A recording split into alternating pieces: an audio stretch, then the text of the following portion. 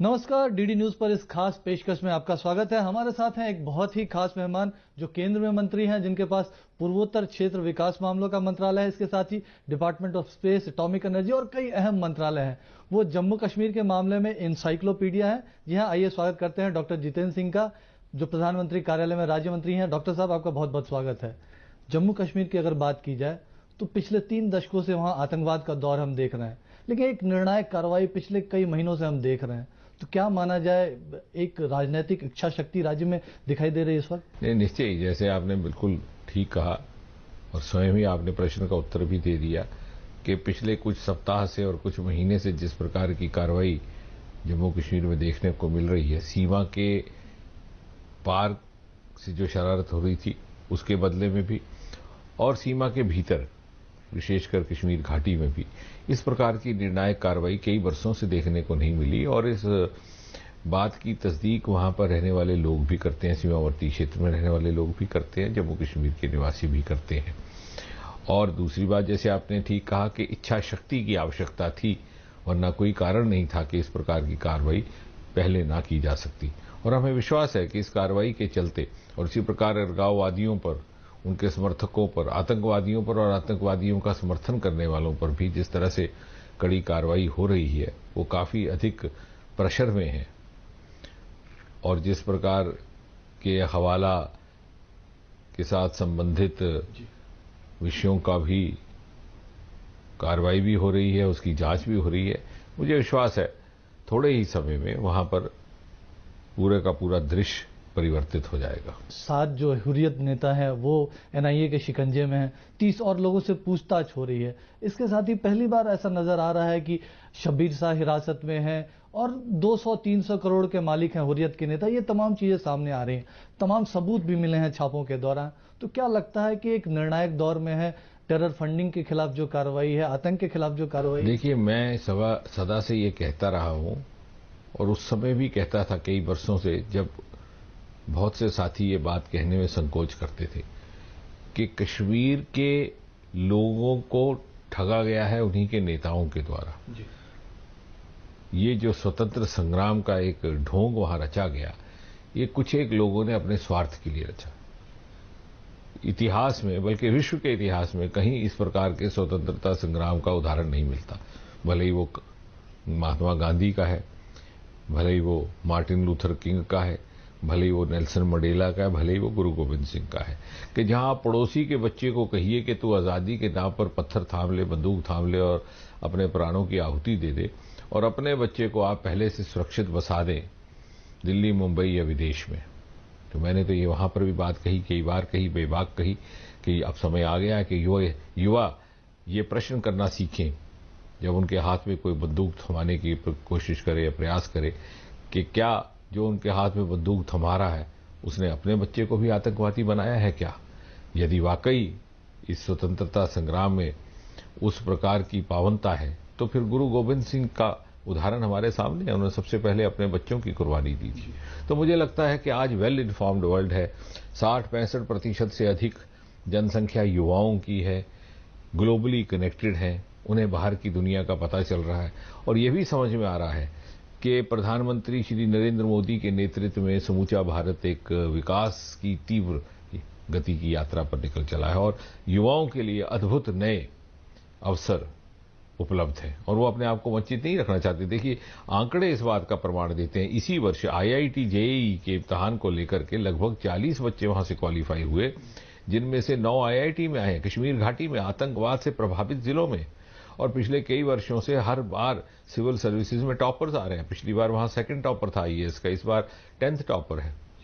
Indian military academy में 12 बच्चे आए हैं। बल्कि कहीं भी कभी ऐसा लगता है कि आतंकवाद से प्रभावित कश्मीर घाटी के इन जिलों के बच्चों और बच्चियों की परफॉर्मेंस दूसरे क्षेत्रों में, भले ही जम्मू है या पंजाब के कुछ क्षेत्र, उनकी तुलना में बेहतर है। इसका इस बात का प्रमाण है कि वहां के बच्चे, वहां के युवा प्रगतिशील हैं, एस्पिरेशनल हैं, वो इस बंधी हुई दुनिया से बाहर निकलना चाहते हैं। जी बिल्कुल, डेवलपमेंटल प्रोसेस की और भी आपसे बात करेंगे, लेकिन जो आंकड़े भी हमारे सामने हैं, संसद के सामने सरकार ने आंकड़े रखे हैं। पिछले साल 2897 घटनाएं हुई थी पत्थरबाजी की।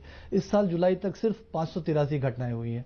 तो क्या माना जाए कि जो टेरर फंडिंग के खिलाफ जो कार्रवाई हो रही है, उसकी वजह से ये सब कुछ संभव हो पाया? वो भी, और उसके साथ साथ जो एक बहुत ही क्रांतिकारी फैसला लिया गया प्रधानमंत्री नरेंद्र मोदी जी के द्वारा नोट बदली को लेकर के, उसके चलते भी जो फंडिंग 500 रुपए का नोट थमा दिया जाता है। इसलिए मैंने कहा ये कोई स्वतंत्रता संग्राम नहीं है, ये मर्सिनरी टेररिज्म है, ये एक तजारत है।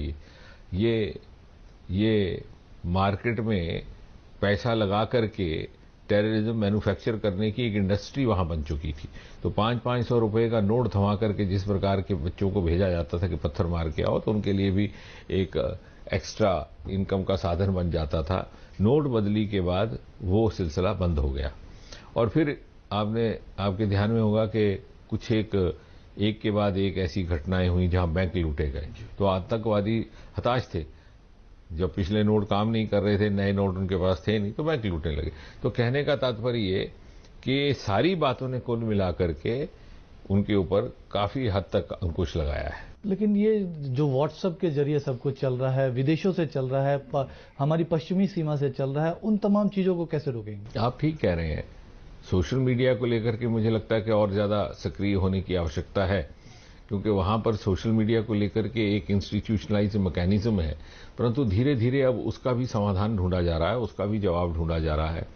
सीमा के उस पार कुछ एक उन्होंने स्टूडियो सेटअप किए हैं, जहां भी कोई एनकाउंटर होता है तो तुरंत वहां पे व्हाट्सएप चलना शुरू हो जाता है, एसएमएस चलना शुरू हो जाता है कि लोग बाहर निकल करके आए, वहां एक आतंकवादी घेरे में है, और वो सारा कुछ झूठ होता है, झूठे मैसेज और झूठे, और उसके पीछे मंशा ये होती है कि भीड़ वहां आ जाए, और आतंकवादी अगर कोई घेरे में आया है सुरक्षा बलों के, तो वो उस भीड़ की आड़ लेकर के निकल पड़े, वहां से भाग चले। लेकिन अब उस पर भी काफी हद तक नियंत्रण पा लिया गया है। तो क्या लगता है ये जो पूरी कार्रवाई चल रही है, जिससे एक बड़ी तस्वीर बन रही है पूरे जम्मू कश्मीर में, उससे बौखलाया हुआ है पाकिस्तान भी? क्योंकि जो घुसपैठ की घटनाएं देखे, रक्षा मंत्री ने जानकारी दी संसद को, वो इस साल पिछले साल के मुकाबले बढ़ गए हैं। तो एक बौखलाहट निश्चय ही, मैंने जैसे कहा कि सीमा के पार की प्रति भी जो कार्रवाई हो रही है पहले देखने को नहीं मिली। बहुत बड़ी मात्रा में पाकिस्तान को क्षति पहुंच रही है।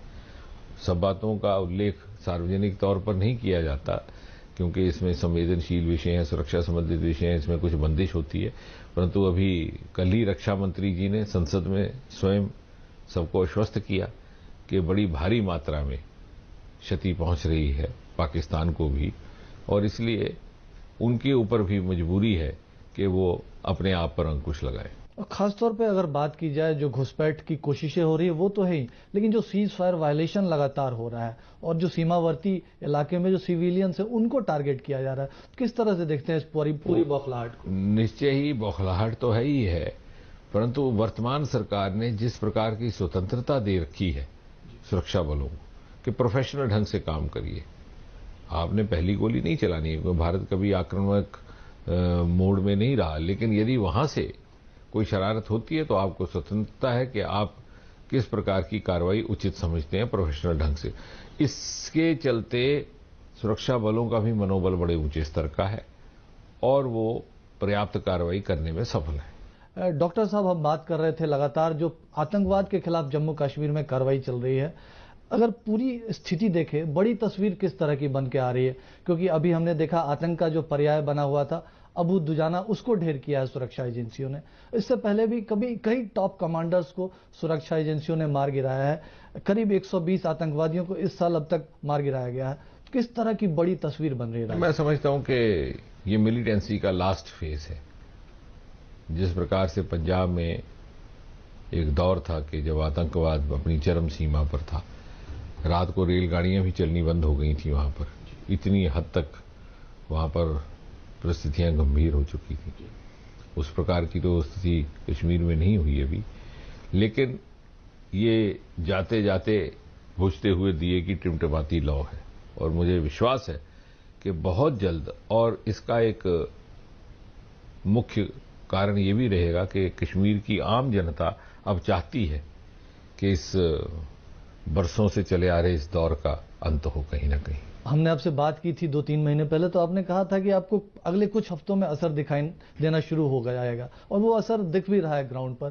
तो अब क्या माना जाए, कब तक जम्मू कश्मीर की जनता जो 3 दशकों से बर्दाश्त कर रही थी इन चीजों को, कब तक उनको इससे छुटकारा? जैसा आपने स्वयं कहा, घुसपैठ काफी मात्रा में कम हुई है पहले की तुलना में।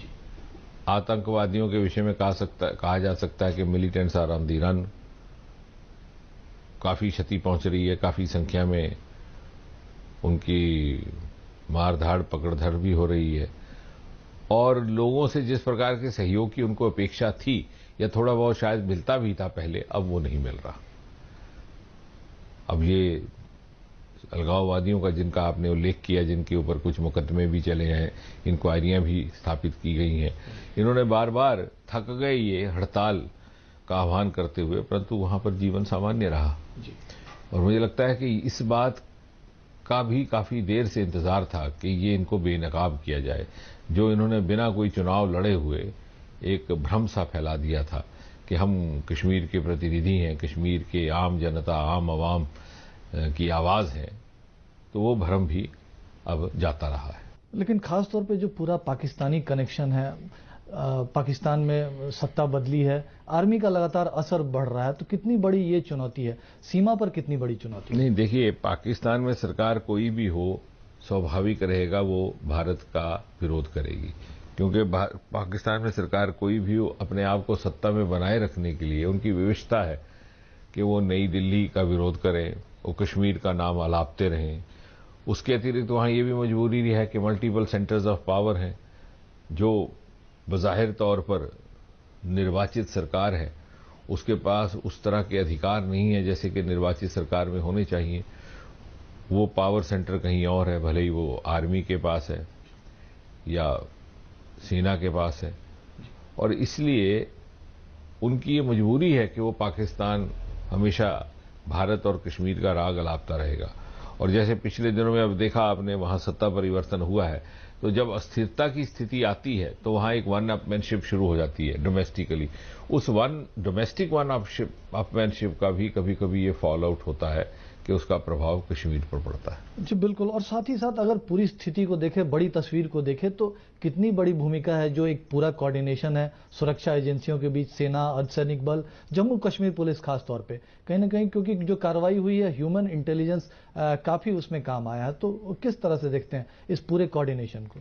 अभी कुछ ही दिन पहले मैं श्रीनगर में था जब वो अमरनाथ की दुर्घटना हुई। जी बिल्कुल, आपने दौरा भी किया था श्रीनगर का। यात्रियों की जब हत्या हुई तो एक बात मुझे जो पहले इतने शायद समझ में नहीं थी, अब ध्यान में आई कि वहां की प्रदेश की पुलिस, जम्मू कश्मीर पुलिस की क्षमता, कैपेसिटी और परफॉर्मेंस का स्तर बहुत ऊंचा बढ़ गया है पहले कुछ वर्षों की तुलना में।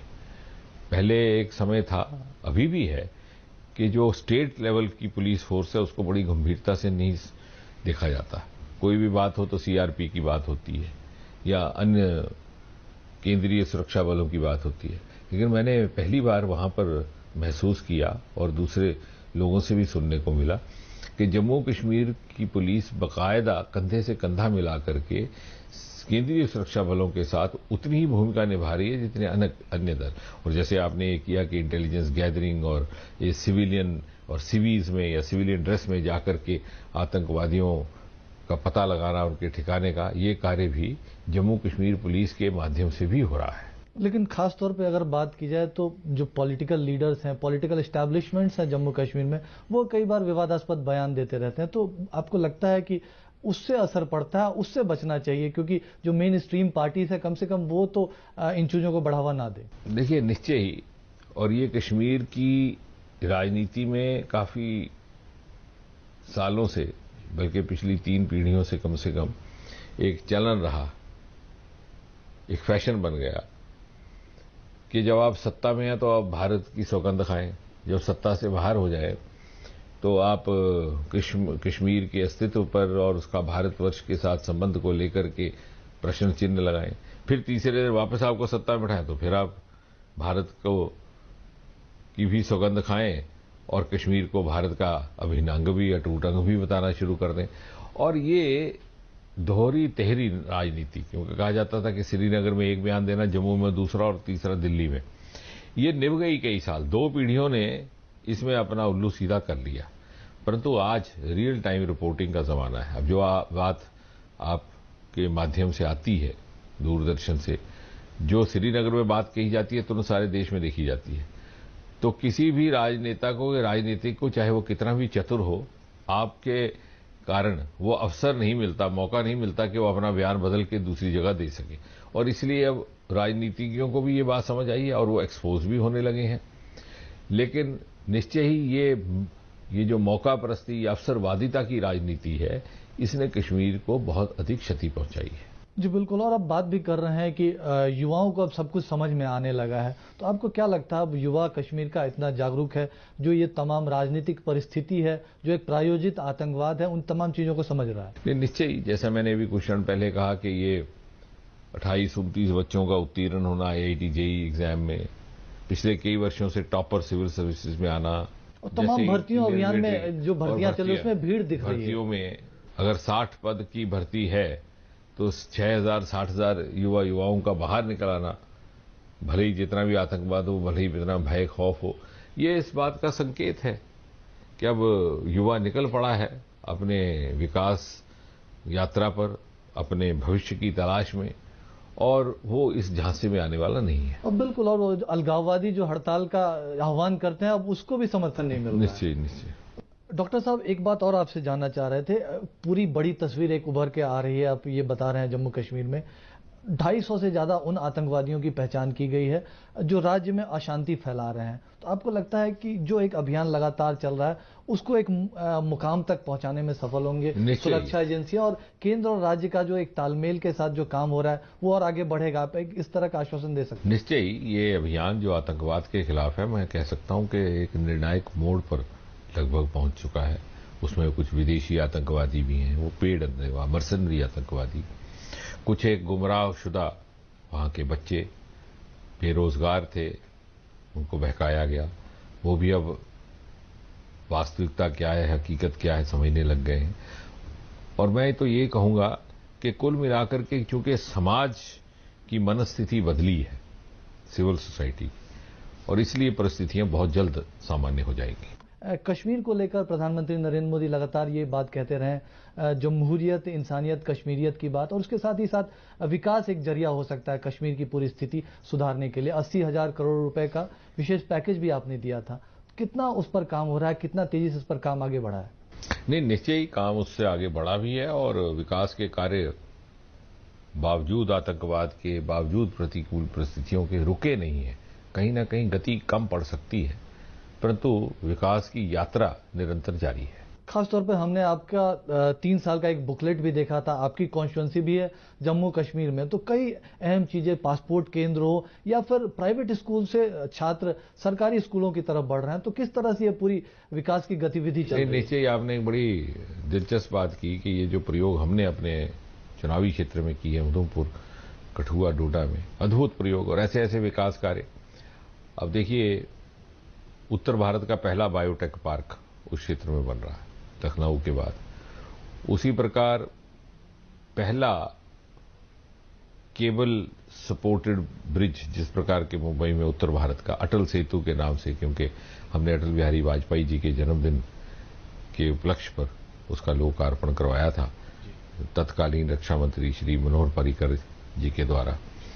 इसी प्रकार इंटरस्टेट ब्रिज कीड़ियां गंडियाल का, जिससे 40-45 किलोमीटर का सफर सीधा एक पुल के द्वारा हो जाएगा सफर। और अभी हाल ही में समाचारों में आपने देखा होगा, प्रधानमंत्री जी ने स्टेट ऑफ द आर्ट जो टनल का लोकार्पण किया है, नाशरी टनल, वो भी उसी क्षेत्र में, एशिया का अपने सबसे लंबा टनल। और इसके अतिरिक्त भारत का सबसे बड़ा एक्सप्रेस कॉरिडोर इसी क्षेत्र में बनेगा, कटरा अमृतसर दिल्ली एक्सप्रेस कॉरिडोर। 5-6 घंटे में आप दिल्ली से कटरा वैष्णो देवी पहुंच जाएंगे। इसके अतिरिक्त कुछ अलग अलग प्रकार के प्रयोग, जैसे आपने अभी इशारा किया कि बुद्धि नाम का एक गांव है, वहां हमने स्कूल की अपग्रेडेशन की, सरकारी स्कूल की, जहां शौचालय ठीक नहीं थे उनको ठीक कराया, जहां प्रयोगशालाएं, लेबोरेटरीज नहीं थी उनको अपग्रेडेशन किया। नेट के माध्यम से टेली एजुकेशन का प्रयास भी हो रहा है। तो एक अद्भुत परिणाम सामने आया कि आमतौर से कहा जाता है कि सरकारी स्कूलों को छोड़ करके बच्चे प्राइवेट स्कूलों में जाते हैं। यहां जैसे ही हमने ये कार्य आरंभ किया तो अगले ही वर्ष लगभग 100-150 बच्चे प्राइवेट स्कूलों से, प्राइवेट एकेडमीज से छोड़ करके सरकारी स्कूल में आए। तो मुझे लगता है कि इससे हमें एक ये भी विंडिकेशन मिली और ये प्रयोग दूसरे स्थानों पर भी आजमाया जा सकता है। लेकिन यदि हम जो वहां पर हमारे पास अवेलेबल रिसोर्स है उसका भरपूर लाभ उठाने का प्रयास करें और उसको पर्याप्त इंफ्रास्ट्रक्चर दें तो ये दृश्य बदल सकता है। ये हमने प्रमाणित करके दिखाया। जी बिल्कुल, यानी आप कह रहे हैं कि सिर्फ आपके क्षेत्र में ही नहीं, पूरे जम्मू कश्मीर में जो विकास की एक नई रोशनी है वो पहुंचाई जा रही है। जम्मू कश्मीर की अगर पूरी बात करें तो आतंकवाद के खिलाफ एक तरफ कार्रवाई, दूसरी तरफ विकास के तमाम काम, किस तरह की बड़ी तस्वीर राज्य में उभर कर सामने आने वाली है?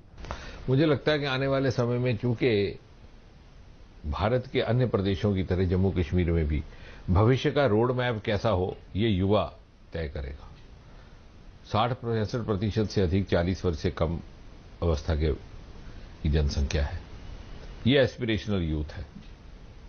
ये देश भर में और विदेश में क्या हो रहा है उससे भली भांति परिचित है। तभी तो ये ऐसा आज संभव है कि गांव में रहने वाले लोग, साधारण गांव के स्कूल पाठशाला में पढ़ने वाले बच्चे आज आईएएस में उत्तीर्ण हो रहे हैं, क्योंकि पिछले जमाने में इस प्रकार की सुविधा उपलब्ध नहीं थी। इंटरनेट है, इंफॉर्मेशन टेक्नोलॉजी है, और इसलिए बाकी सारी बातें, ये जो भेदभाव राजनीतिज्ञों के द्वारा पैदा किए गए, कुछ स्वार्थी तत्वों के द्वारा पैदा किए गए, बल्कि सामाजिक जो विडंबनाएं हैं, भले ही वो जात पात को लेकर के हैं, चाहे ही ऊंच नीच को लेकर के हैं, ये सारी एक तरफ हो जाएंगी और एक एस्पिरेशनल जर्नी वो टेक ओवर कर जाएगा। और प्राथमिकता विकास की, आने वाले भविष्य में किस प्रकार का आपका योगदान रहे, भूमिका रहे, उसको लेकर के रहेगी। और देश भर में उस प्रकार का दृश्य बन रहा है और जम्मू कश्मीर में भी वही होता हमें नजर आ रहा है।